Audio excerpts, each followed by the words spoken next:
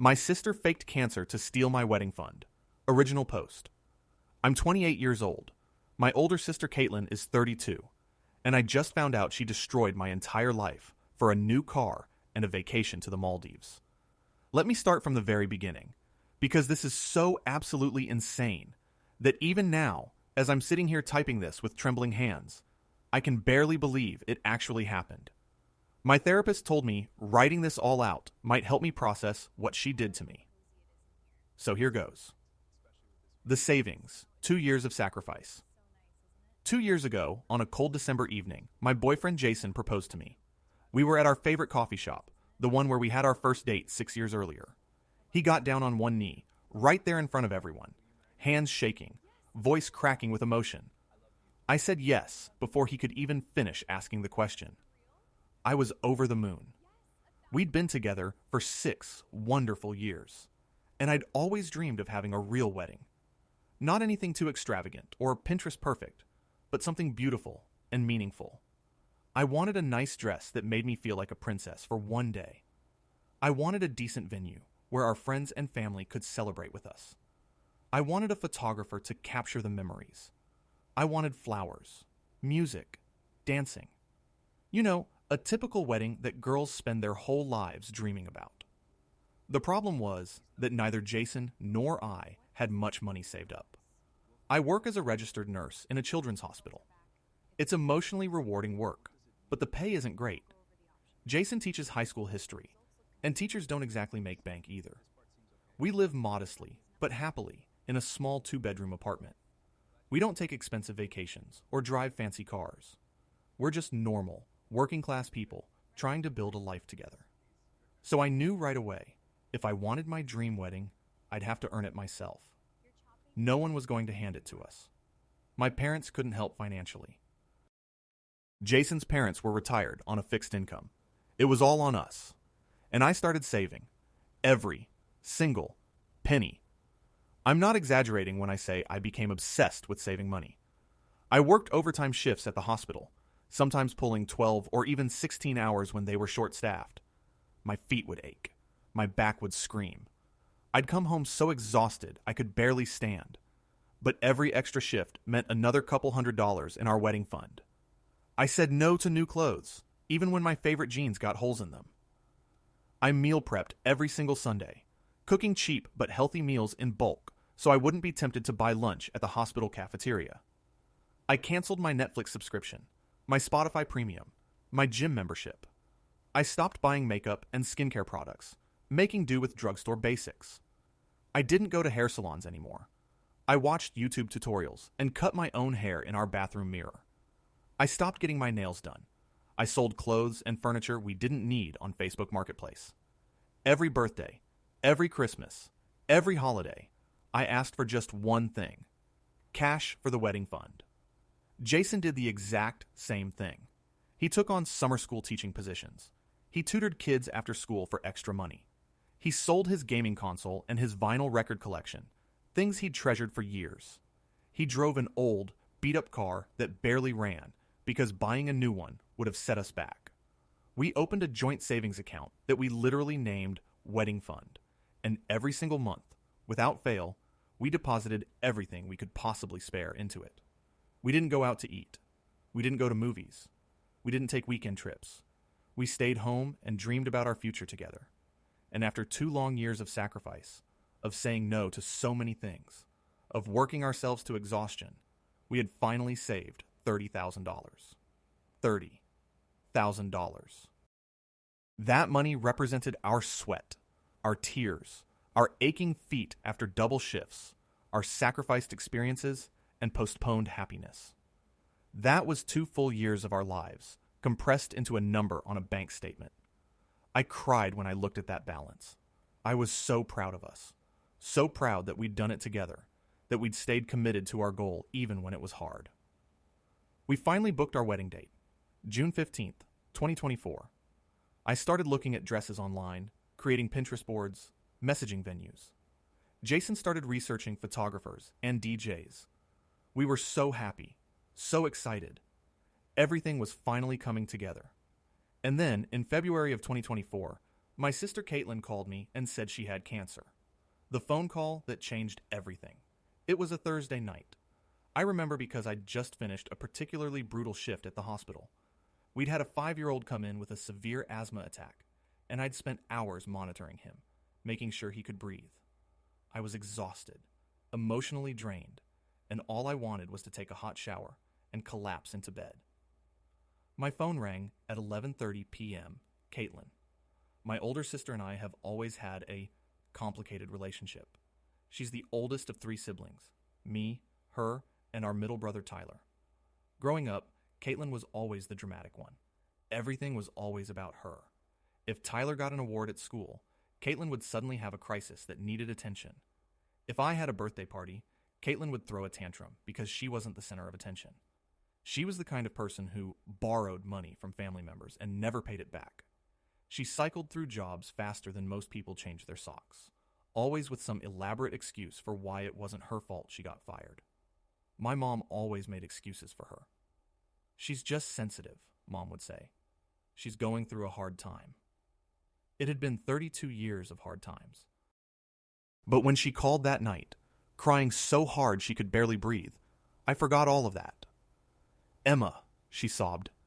Emma, I need to tell you something. I just got the results back from my doctor and, oh God, Emma. My heart dropped into my stomach. Caitlin, what's wrong? What results? I have cancer. Her voice cracked on the word. Breast cancer. Stage 3. The doctor said it's aggressive. I have to start treatment immediately, or it could spread to my lymph nodes. And then, she dissolved into sobs. I sat down on my kitchen floor, phone pressed to my ear, feeling like the world had tilted sideways. Cancer. My sister had cancer. You don't joke about cancer. You don't fake cancer. No one would be that evil, that manipulative, that cruel. At least, that's what I thought. I went into crisis mode immediately, the same way I do at work when a patient codes. Emotions off, logistics on. Okay, Caitlin, listen to me. Take a deep breath. What hospital are you going to? Who's your oncologist? What did they say about treatment options? She sniffled, trying to control her crying. I'm going to St. Mary's. My oncologist is Dr. Patterson. He said I need to start chemotherapy as soon as possible. They want to shrink the tumor before they can operate. Okay, that's good. Chemo first, then surgery. Have they talked to you about radiation? Maybe after the surgery. Emma, I'm so scared. What if I die? What if the treatment doesn't work?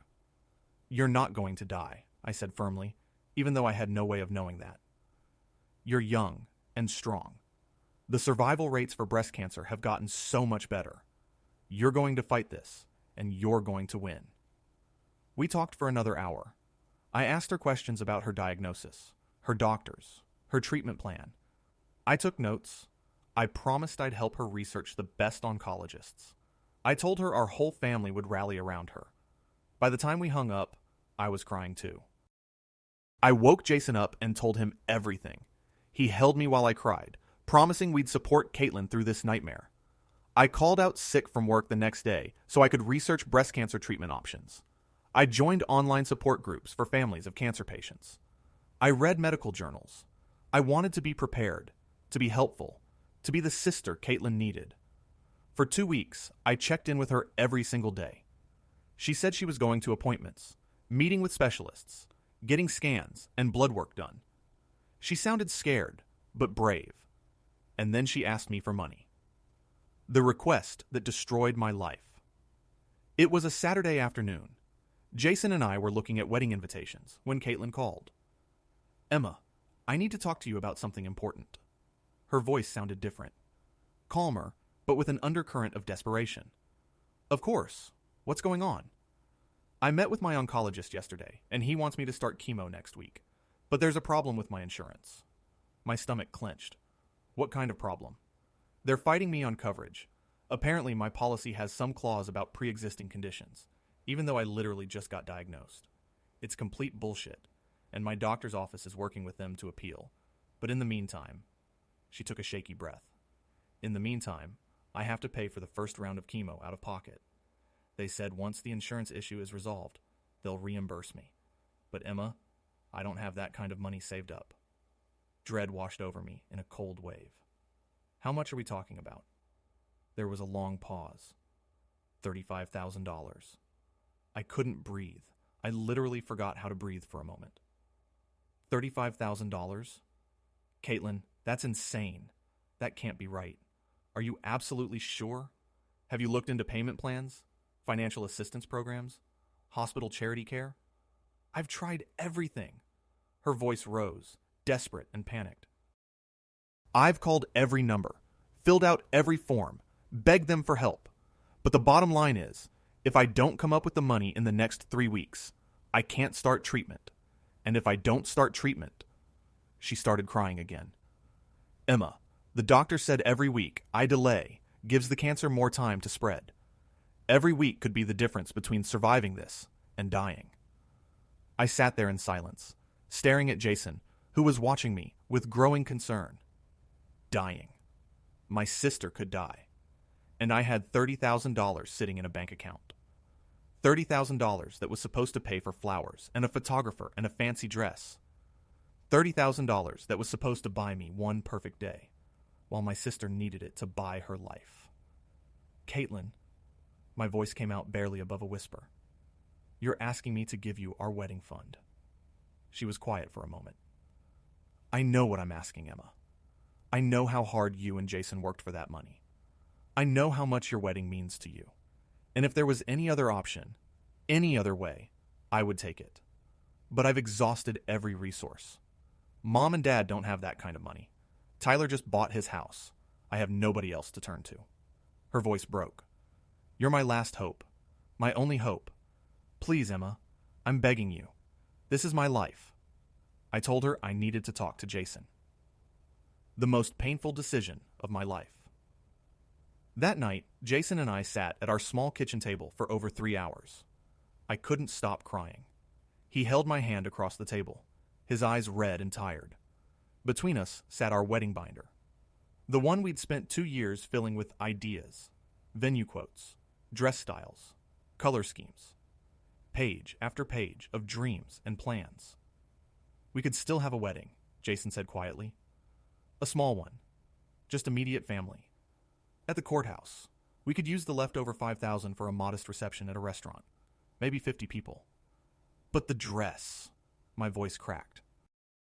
I wanted a real dress, and a real photographer, and flowers, and music. I wanted to dance with you to our song. I know, baby. I know. It's not fair. I put my head in my hands. It's not fair that I have to choose between my dream and my sister's life. No, it's not fair. He squeezed my hand. But Emma, we can't let her die. We can't know we had the power to save her and chose not to. We'd never forgive ourselves. He was right. Of course he was right. What kind of monster chooses a wedding dress over saving their sister's life? What kind of person values one day of celebration over someone's survival? The guilt already felt crushing. How could I even be sad about canceling my wedding when Caitlin might not live to see another year? We looked at each other across that table, across 2 years of sacrifice and dreams, and we made the decision. We would give Caitlin the money. All of it. $30,000. We'd keep the remaining $5,000 for a courthouse wedding and a small dinner afterward. I called Caitlin the next morning, Sunday. My hands were shaking so badly I almost couldn't dial. Caitlin, Jason and I talked. We're going to give you the money. She burst into tears immediately. Oh my God, Emma. Thank you. Thank you so much. You're saving my life. You're literally saving my life. I know you didn't want to ask us. I know how hard this is. I promise I'll pay you back. The second my insurance reimburses me, every penny is yours. You'll still have your dream wedding. It'll just be postponed a little bit. Maybe next year instead. I swear, Emma. I swear on my life. I wanted to believe her. I needed to believe her. Okay, I'll transfer the money tomorrow. I love you so much. You're the best sister anyone could ever ask for. On Monday morning, I sat at my laptop, logged into our bank account, and transferred $30,000 from Wedding Fund to Caitlin's checking account. I watched the balance drain away. 2 years of work, gone in 30 seconds. Jason stood behind me with his hands on my shoulders as I clicked the final confirm button, and just like that, our wedding was gone. The fake treatment. For the first month after I gave Caitlin the money, she updated us constantly about her treatment. She texted me on the day of her first chemo session. Starting treatment now, scared, but ready to fight. She called me a few days later. The chemo is making me so nauseous. I can barely eat, but I'm toughing it out. She sent family photos of herself wearing a headscarf, looking pale and exhausted. In one photo, she was lying in bed with dark circles under her eyes, giving a weak thumbs up to the camera. The caption read, "Round 2 of chemo done. Feeling rough, but staying positive." My mom organized a meal train. Every week, different family members would drop off home-cooked meals at Caitlin's apartment. Our aunt sent care packages filled with ginger tea, crackers, and soft blankets. Tyler drove her to doctor's appointments, or at least he drove her somewhere. We assumed it was doctor's appointments. I felt horrible guilt for feeling even a shred of sadness about my canceled wedding. My sister was literally fighting for her life, going through one of the worst experiences a person can endure, and I was mourning a party? How selfish was I? Jason and I had our courthouse wedding in April, just 2 months after giving Caitlin the money. We wore nice clothes from our closets, nothing special. My mom brought flowers from her garden. Tyler's wife took photos on her iPhone. Dad gave a short, emotional speech. There were maybe 15 people there. It was nice, intimate, quiet. But it wasn't what I dreamed of. Caitlin didn't come. She sent a text that morning. "I'm so sorry I can't be there. I'm too weak from yesterday's treatment. Thinking of you both. Love you." I understood. Of course I understood. She was sick. Jason and I went to dinner afterward at a mid-range Italian restaurant. Everyone pitched in to cover the bill. We went home to our same apartment, to our same life, now legally married, but without any of the celebration or joy I'd always imagined. And I told myself it was okay. Sacrifice is part of love. I'd saved my sister's life. That mattered more than any party. But then something strange started happening. In June, Caitlin's updates became less frequent. She stopped posting in the family group chat about her treatment. When I called to check on her, she often didn't answer. When she did answer, she sounded normal. Not weak or sick, just normal. "How are you feeling?" I'd ask. "Oh, some good days, some bad days. I'm managing." "How much longer until you finish chemo?" I'm not sure. The doctor keeps adjusting my treatment plan." "Can I come visit you?" "No, I don't want you to see me like this. I look terrible." My mom said she'd talked to Caitlin and everything was fine. She was just tired. But Mom is the kind of person who has made excuses for Caitlin our entire lives. "Caitlin's just going through a hard time," was Mom's catchphrase. Still, I didn't suspect anything. Why would I? Who fakes cancer? And then, in August, I saw the Instagram post that shattered my entire world. The Instagram post that revealed everything. It was a Tuesday evening. I was mindlessly scrolling through Instagram after getting home from another long shift at the hospital. I was tired, half paying attention, just unwinding before bed, and then I saw it. A photo posted by Caitlin. For a split second, I thought I was looking at someone else's account. It couldn't be Caitlin. It couldn't be. But it was. She was standing on a pristine white sand beach, crystal blue water stretching behind her to the horizon. She was wearing a bright pink bikini that showed off her tanned, healthy body. She was holding a tropical cocktail with a little umbrella in it. Her hair, her long, thick, shiny, obviously healthy hair, was blowing in the ocean breeze. She was smiling. Not a weak, brave smile of someone fighting cancer. A huge, radiant, carefree smile. She looked absolutely perfect. The caption read, "Paradise found. Sometimes you just need to escape and remember what living feels like. Hashtag Maldives vibes. Hashtag living my best life. Hashtag blessed. Hashtag island time. Hashtag vacation mode." I stared at my phone screen. My brain couldn't process what I was seeing. Wait. The Maldives? Caitlin was in the Maldives? When did this happen? How could she travel if she was undergoing chemo? And her hair. Her hair. People don't have thick, long, healthy hair 3 months after chemotherapy. Chemo makes your hair fall out. It takes months, sometimes years, to grow back, unless you never had chemo in the first place. With shaking hands, I clicked on her profile. There were more photos. So many more photos. Caitlin at a luxury resort with infinity pools overlooking the ocean. The resort's name was visible in the background. I looked it up later. $500 a night. Caitlin at a spa getting a massage, a glass of champagne on the table next to her. Caitlin on a yacht with other tourists, all of them laughing and holding drinks. Caitlin at an underwater restaurant, surrounded by floor-to-ceiling windows showing tropical fish. And in one photo, dated from about a month ago, Caitlin was standing next to a brand new white Mercedes SUV. The caption, "Treated myself to a new ride. Been dreaming about this beauty for years. Dreams really do come true. Hashtag new car, hashtag Mercedes Benz, hashtag dream car, hashtag living my best life." I dropped my phone. I literally dropped it on the floor. I couldn't breathe. The room was spinning. Jason came running in from the bedroom. "Emma, what's wrong? Are you okay?" I couldn't speak. I just pointed at my phone. He picked it up, looked at the screen, and his face went pale. Is this recent?" I finally found my voice. "Check the dates." He scrolled through. "This is from yesterday. This is from 3 days ago. This is from..."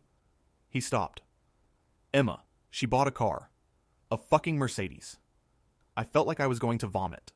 She didn't have cancer. She never had cancer.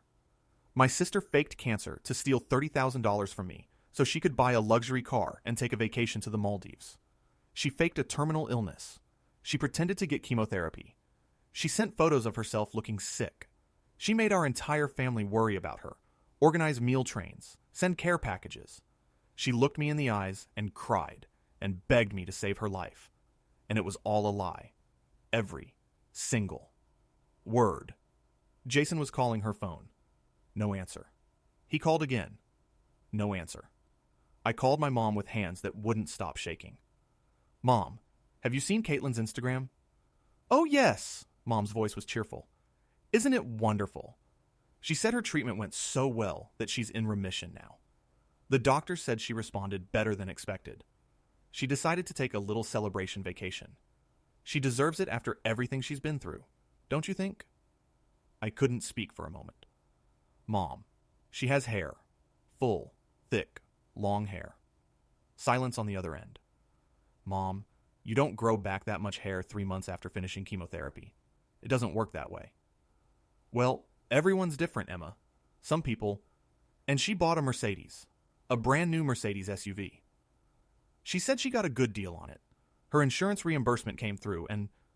"Mom, did she show you any medical records? Any documentation of her cancer treatment?" "Why would she need to show me that? I'm her mother. I believe her." Something in my chest cracked. "Mom, I need you to ask Caitlin to show proof of her diagnosis. Hospital records. Bills from chemotherapy. Anything." "Emma, that's private medical information. I'm not going to invade her privacy like that." I gave her $30,000. I gave her my entire wedding fund. I have a right to know if she actually used it for medical treatment. "Emma," Mom's voice got sharp. "I know you're upset that you didn't get your big fancy wedding, but your sister almost died. Don't be jealous of her having a little happiness after such a traumatic experience." Jealous. She thought I was jealous. I'm not jealous. I think she's a liar. How dare you? Your sister had cancer. Then she can prove it. I'm not listening to this. You need to examine why you're being so cruel to someone who's been through so much. She hung up on me. I stood there holding my phone, tears streaming down my face. Jason wrapped his arms around me. "We're going to her apartment. Right now." The confrontation I'll never forget. We drove to Caitlin's apartment in silence. I don't even remember the drive. Jason had to tell me 3 times that we'd arrived before I processed it. Caitlin lived in a new, expensive apartment complex downtown. Way too expensive for someone who'd been working part-time retail jobs and supposedly paying for cancer treatment. I pounded on her door. No answer. I pounded again, harder. "Caitlin, I know you're in there. I saw your car in the parking lot. Open the door. Finally, the door opened. Caitlin stood there, and I barely recognized her. She looked incredible. Her skin was glowing and tan. Her hair was professionally styled, shiny and healthy.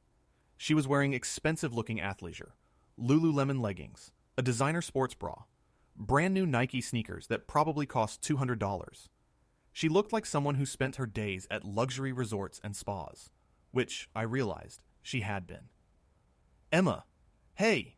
She put on a big smile, but her eyes were wary. Jason, this is a surprise. I was going to call you guys this week, and... Where are your medical records? I said. Her smile faltered. What? Your medical records, from your cancer treatment. I want to see them. Right now. Why would you need to see those? Because I want proof that you actually had cancer. She let out a nervous laugh. Emma, what are you talking about? Of course I had cancer. You know I had cancer. Then show me the records. Show me the hospital bills. Show me the receipts from your chemotherapy treatments. Show me anything that proves you were actually sick. That's private medical information. I don't have to show you anything. You took $30,000 from me. You said it was for cancer treatment. If you actually used it for treatment, then showing me the paperwork shouldn't be a problem. Her jaw tightened. You gave me that money as a gift. A gift? You chose to help me. That was your decision. I couldn't believe what I was hearing. I literally could not believe this was happening. Caitlin, my voice was shaking. Did you or did you not have cancer? She crossed her arms. I don't have to answer that. Yes, you do. No, I don't. You gave me money. What I did with it is my business. Jason stepped forward. Caitlin, this is fraud. If you lied about having cancer to get money from Emma, that's a crime. Something flickered across her face. Fear, maybe. But then it was gone, replaced by cold defiance. You can't prove anything. So you're admitting it. I felt like I was going to be sick. You're admitting you lied. I'm not admitting anything. But even if I did lie, which I'm not saying I did, you gave me that money willingly. You transferred it to my account. You have no legal recourse. You faked cancer. She shrugged. You were going to waste that money on one day anyway. One stupid day. A wedding that would be over in 6 hours. At least I got something useful out of it. I got experiences, memories, a car that will last me years. You would have blown it all on flowers and a photographer and other useless shit you'd barely remember. I stood there staring at my sister, and I didn't recognize her. This person wasn't my sister. My sister would never do this. Would never fake a terminal illness. Would never steal from her own family. Would never look me in the eyes and tell me that my dreams were worthless. But this person did all of those things. So, you never had cancer, I said quietly. I'm not answering that. You faked the whole thing. The diagnosis. The treatment. The photos of you looking sick. You made our entire family worry about you. You made me cancel my wedding. You took $30,000 from me. For a vacation and a car. She raised her chin defiantly. You can't prove any of that. Yes, I can. How? You going to hire a private investigator? She laughed. Go ahead. Waste more money. I'm going to sue you. The smile dropped off her face. For what? Fraud, emotional distress, theft by deception, and if I can, I'm pressing criminal charges.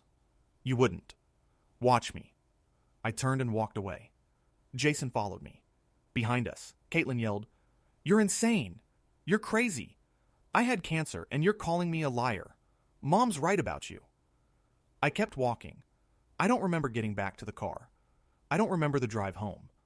I just remember Jason finding me, 20 minutes later, sitting on our bathroom floor, sobbing so hard I couldn't breathe, my whole body shaking with rage and grief.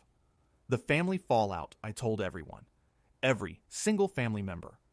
I posted screenshots of Caitlin's Instagram photos in our family group chat with a message.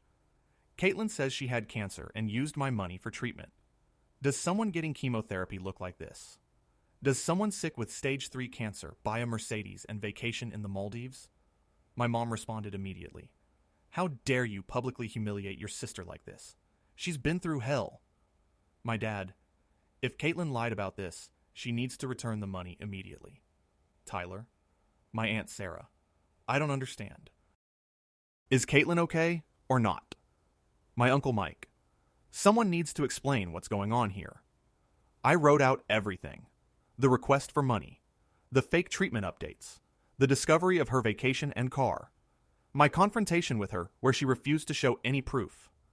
My mom's response, "You're being cruel to someone who almost died. I can't believe you're my daughter."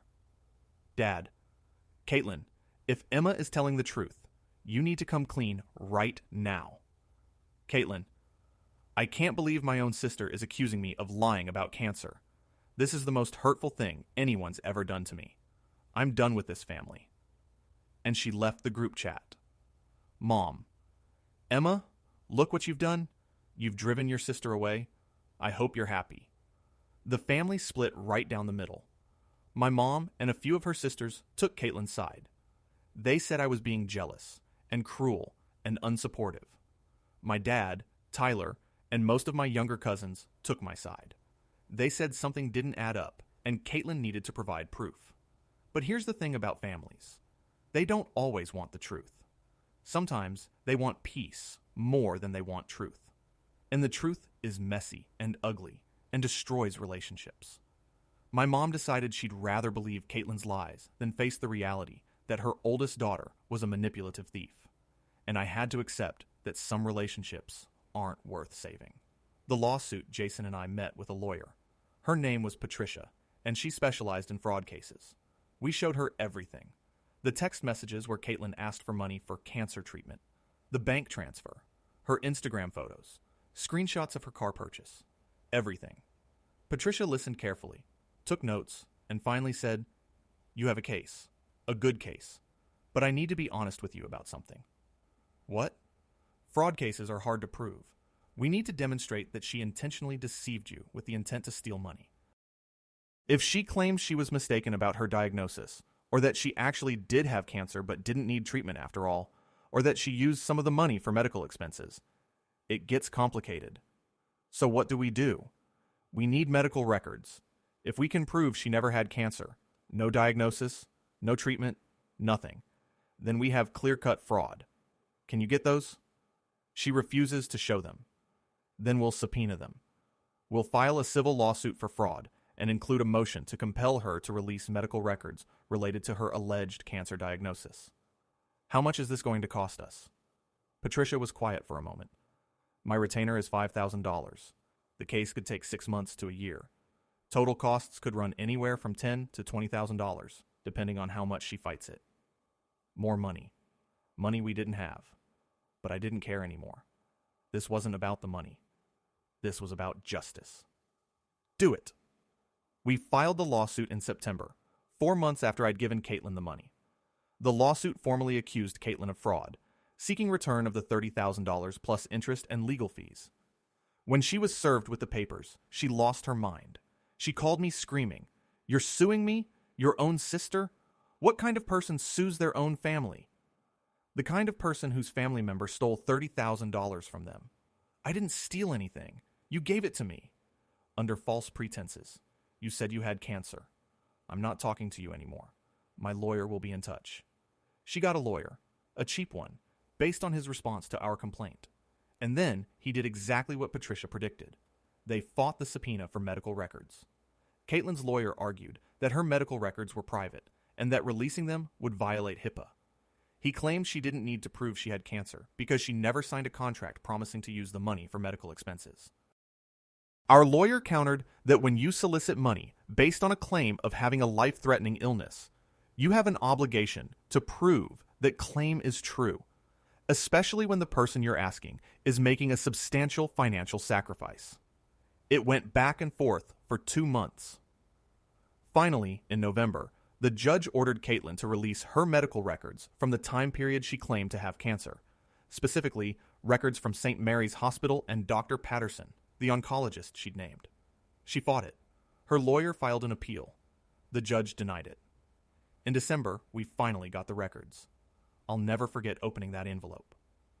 Patricia had received them first and called me into her office. Jason and I sat across from her desk while she laid out the papers. I have the records, she said quietly. And? There are no records from St. Mary's Hospital of Caitlin ever being treated there. No records of her ever seeing Dr. Patterson. In fact, Dr. Patterson confirmed he's never had a patient by her name. I felt like all the air had been sucked out of the room. So she never had cancer. According to these records, she never even went to a doctor about cancer. She made the entire thing up. Jason put his hand over his mouth. I just sat there, numb. I think part of me had still held on to hope that maybe, somehow, there'd been a misunderstanding. That maybe she really had been sick and just handled the money poorly. But no. She'd lied about everything. She'd faked a terminal illness, looked me in the eyes while I cried, and stolen my wedding fund so she could take a luxury vacation and buy an expensive car. What happens now? I asked. Now we have proof of fraud. Clear, documented proof. Her lawyer will likely advise her to settle. And if she doesn't, we go to trial, and she loses. 1 week later, Caitlin's lawyer contacted Patricia with a settlement offer. Caitlin would pay back $15,000 over 3 years. No admission of guilt. No apology. Just monthly payments. Half. She was offering to pay back half of what she stole. Over 3 years. I wanted to scream. Tell her no. I want all $30,000 plus interest and legal fees. I want her to admit she lied. I want... Patricia held up her hand. Emma, I understand you're angry. You have every right to be. But I need you to understand something about trials. They're expensive. They're time-consuming. They're emotionally exhausting. Even if you win, and you would win, you'd spend the next year of your life in and out of court, reliving this trauma over and over. But she deserves to be punished. And she will be. Her medical records are now part of a legal filing. Her fraud is documented. If you push for a trial, all of this becomes public record. Her lie will follow her forever. Jason took my hand. Baby, I think we should consider it. She's only offering half. I know, but we're barely keeping our heads above water financially. The lawyer fees alone are killing us. If we take the settlement, at least we get something back. I hated it. I hated every part of it. But I was so tired, so emotionally drained. The fight had consumed months of my life. In January, I accepted the settlement. Caitlin would pay $200 per month for 3 years, totaling $15,000. No admission of wrongdoing. No apology. Just money, slowly trickling back to me. It felt like losing twice. Update 1. 6 months later, the family split. It's been 6 months since we finalized the settlement. Want to know how much Caitlin has paid? $0. Not a single payment. Her lawyer says she's experiencing financial hardship. She's still driving the Mercedes. My mom still won't speak to me. She says I destroyed the family by suing Caitlin. She says I'm vindictive and cruel. Tyler finally admitted to me over beers one night that he suspected something was wrong early on. She never looked sick, he said. When I'd pick her up for appointments, she'd direct me to random medical buildings, but wouldn't let me come in. And she was always weirdly vague about her treatment. But I didn't want to accuse her of lying about cancer, you know? Who does that? She does, I said. My dad quietly slipped me $5,000 last month. He showed up at our apartment, handed me an envelope, hugged me tight without saying a word, and left. I haven't spoken to Caitlin since the settlement. But I heard through Tyler that she's been telling people I stole from her during her cancer battle. She's actually positioned herself as the victim, and some people believe her. My cousin Rachel, who'd been sending Caitlin care packages during her treatment, called me crying a few weeks ago. I feel so stupid, she said. I spent hundreds of dollars sending her stuff. I stayed up nights worrying about her, and it was all fake. She played me. She played all of us. Yes, she did. My wedding fund is gone. My relationship with my mother is gone. My trust in my family is gone. But here's the thing that keeps me up at night. The thing that haunts me more than anything else. She's not sorry. She doesn't feel guilty. She genuinely believes she did nothing wrong. In her mind, she deserved that money more than I did. She deserved a vacation and a nice car because she's been through so much in her life. And if you asked her today if she'd do it again, I think she would. Update 2. 1 year later, she's begging now. You're not going to believe this update. Actually, maybe you will. Maybe you've dealt with people like Caitlin, and you know exactly how this goes. 3 weeks ago, my phone rang. Unknown number. I usually don't answer unknown numbers, but something made me pick up. Emma? It was Caitlin. I almost hung up immediately, but curiosity stopped me. What do you want? I need to talk to you. Can we meet somewhere? Please? No. Emma, please, I really need to talk to you. It's important. There was something in her voice, not the defiant anger from our last confrontation. Something else. Desperation. Whatever you have to say, you can say it right now. She took a shaky breath. I need help. I'm in trouble. Financial trouble. I actually laughed. I couldn't help it. You're joking. I'm being evicted from my apartment. The bank is repossessing my car. I have credit card debt I can't pay. Emma, I'm about to be homeless. And you called me because you're my sister. Because I'm desperate. Because I don't know what else to do. Let me get this straight. You faked cancer, stole $30,000 from me, refused to pay me back, and now you want me to help you. I know I made mistakes. Mistakes? Mistakes! Caitlin, you didn't make a mistake. You committed fraud. You're a liar and a thief. Please. She was crying now. Please, Emma. I'm so scared. I don't have anywhere to go. I need money to... I hung up. My hands were shaking, but not from sadness. From rage. She called back immediately. I blocked the number. She called from different numbers. I blocked those too. She started texting from various apps. Please, just talk to me. I'll pay you back. I'm sorry. Don't you have any compassion? I blocked every single one. Then my mom called. Emma, you need to help your sister. No. She's going to be homeless. She has nowhere to go. She should have thought about that before she spent $30,000 on vacations and a car she can't afford. That's in the past. This is now. She needs help now. Then you help her, Mom. I'm on a fixed income. I can't afford to. But I can. I'm a nurse, Mom. Jason's a teacher. We're not rich. And even if we were, I wouldn't give her a single cent. She's your sister. She stopped being my sister when she faked cancer and stole from me. How can you be so cold? How can you be so blind? My mom hung up on me. Tyler called next. Before you say anything, I interrupted, the answer is no.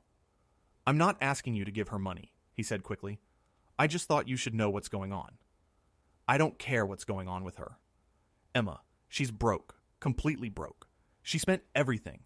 The Maldives trip cost like 20 grand. The car payments and insurance on a Mercedes are insane. She was living in that expensive apartment, going out to fancy restaurants, shopping constantly. She blew through all of it, plus maxed out 3 credit cards. And now she wants me to fix it. Yeah, she called me too, asking for money. I told her no. Good. She's moving back in with Mom. Of course she is. Mom will never stop enabling her. I know. Just wanted you to know. Knowing that Caitlin had destroyed her own life after destroying mine gave me a feeling I'm not proud of. But I'm also not ashamed of it. She made her choices. Now, she gets to live with the consequences. Final update. Closure. It's been 1.5 years since I wrote my original post. A lot has changed. Caitlin still hasn't paid a single cent of the settlement. We took her back to court 3 months ago. The judge was not pleased. He ruled in our favor and ordered her wages garnished. She's now legally required to pay $200 per month directly from her paycheck until the debt is cleared. At that rate, it'll take 12.5 years. But at least it's something. My mom and I attempted therapy together. The therapist was a kind woman named Dr. Rodriguez, who specialized in family dynamics. In our second session, Dr. Rodriguez gently pointed out that my mother had enabled Caitlin's behavior for decades and needed to set healthy boundaries. My mom stood up, said, "I don't need a stranger telling me how to parent my children," and walked out. She hasn't spoken to me since. I grieved that relationship. I really did. But eventually I realized something. Some relationships aren't meant to survive. Some relationships are built on unhealthy foundations, and when you try to make them healthy, they crumble. My relationship with my mom was built on me being the easy daughter who never caused problems. When I finally stood up for myself, that role disappeared, and so did our relationship. That's on her, not me. Tyler and I are closer than ever. He's been the brother I always needed him to be. He admitted he should have spoken up earlier about his suspicions, and I forgave him. My dad has been quietly supportive. He doesn't talk about it much. That's not his style. But he checks in regularly. He takes me and Jason out to dinner once a month. He never brings up Caitlin unless I do. And here's the best news. Jason and I finally had a real wedding. Well, sort of. We saved up for another year, and last month we renewed our vows on a beach in Northern California. It wasn't the big wedding I'd originally planned. It was smaller, more intimate. Just our closest friends, my dad, Tyler and his family, Jason's parents, a few cousins. But it was beautiful. I wore a simple white dress that I found on sale.